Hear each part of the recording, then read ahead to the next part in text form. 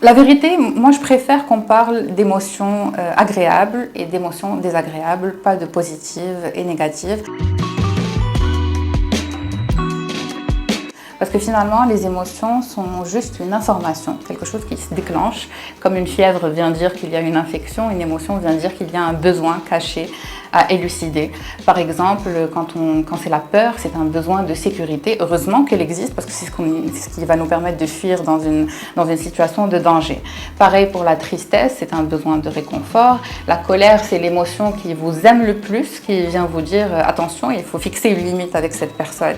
Et en plus, ça nous permet de ne pas s'exposer une deuxième fois à vivre exactement la même situation avec cette même personne.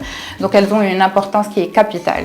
Et finalement, ce qui fait souffrir les personnes, pourquoi elles deviendraient négatives, c'est parce que c'est pas l'émotion elle-même, mais la manière avec laquelle on résiste à l'émotion. Et ça prouve finalement qu'on n'a pas répondu à son besoin. Elle va venir nous faire souffrir encore plus. Et ça s'accumule jusqu'à parfois arriver à certains troubles, certaines souffrances sur lesquelles il faut travailler. C'est pour ça que c'est très important de se questionner là-dessus, d'être un peu plus conscient sur les émotions, de pouvoir les gérer, pas les contrôler.